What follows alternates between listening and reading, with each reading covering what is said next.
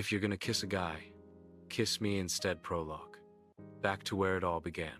Ronit Mehra stood in front of the tall glass building, his reflection staring back at him. Confident suit, composed face, but a storm underneath.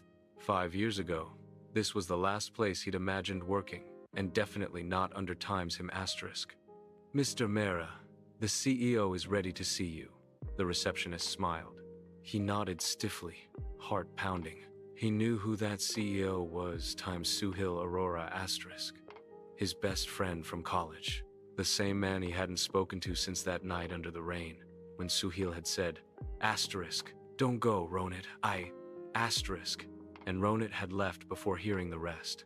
Now, Ronit walked into the office, and there he was, Suhail, older, sharper, with the same piercing eyes that had once made him skip heartbeats. Welcome back, Suhail said, voice low.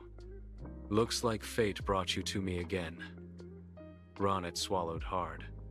I'm here for the job, nothing else. Suhail smirked. Oh, you'll be working very times closely with me. Secretary to the CEO. Just like old times, right? Their gazes locked, the past unspoken. The air thick with everything they never said. Chapter 1. The first week was hell. Ronit was efficient, organized, and annoyingly polite. He avoided Suhail's eyes in meetings, addressed him as sir, and never lingered longer than needed. Suhail, on the other hand, found excuses to keep him close, reviewing reports together, extending meetings, calling him late for urgent updates. During one such evening, as the office emptied, Suhail leaned against Ronit's desk. You still work like a machine, he said. Ronit didn't look up. I'm paid to, sir. That's new. You never called me sir before. That was college, Ronit muttered. This is work. Suhail's lips curved into a small, dangerous smile. You've changed. So have you, Ronit replied quietly, gathering files. As Ronit turned to leave, Suhail's voice softened, almost a whisper. Why did you disappear that night? Ronit froze. Let's not bring the past here. But when their eyes met, the silence spoke louder than any answer. Chapter 2. Cracks beneath the calm. The tension only grew. Suhail found himself watching Ronit too often, the way his hands moved while typing, the small furrow of his brows when stressed. Every little thing drove him insane. One Friday, during company party, things spiraled. Ronit, trying to keep his distance, ended up chatting with a colleague, a cheerful marketing guy named Karan, who laughed loudly at Ronit's jokes. Suhail, from across the room, felt his jaw tighten. When Karan leaned in to whisper something near Ronit's ear, Suhail couldn't take it anymore.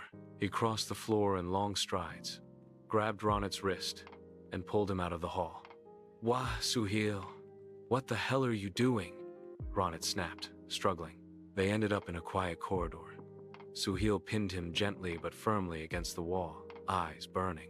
If you're gonna kiss a guy, he growled, voice husky and low, kiss me times instead. Ronit's breath hitched. You're out of line, Suhail. Maybe, Suhail said, leaning closer. But tell me, you didn't feel anything just now. Tell me you've forgotten everything from that night.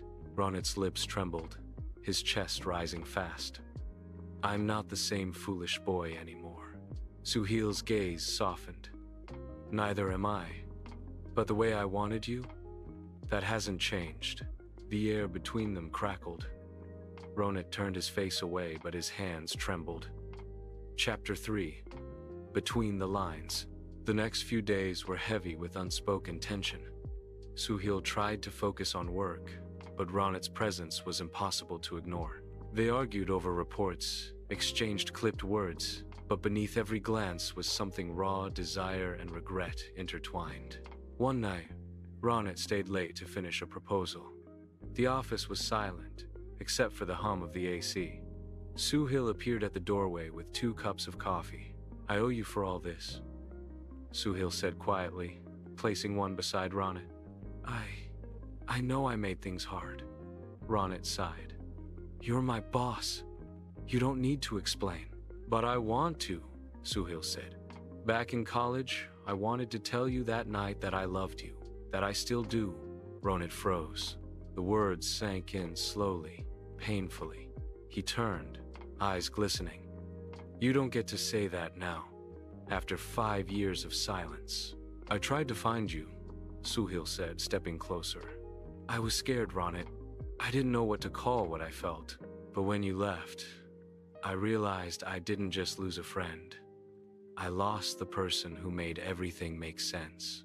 Ronit's defenses cracked. And what do you expect me to do now? Fall into your arms like nothing happened?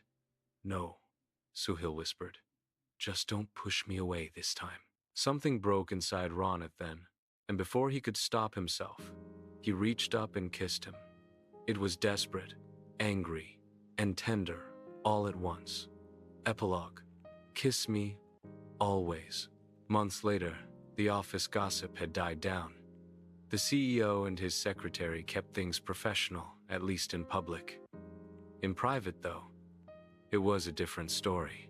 Late evenings found them side by side, sharing coffee and quiet laughter. Sometimes, Suhail would steal a kiss when no one was around, whispering against his lips, "If you're gonna kiss a guy," Ronit would smile, finishing the line for him. Kiss times you, times instead.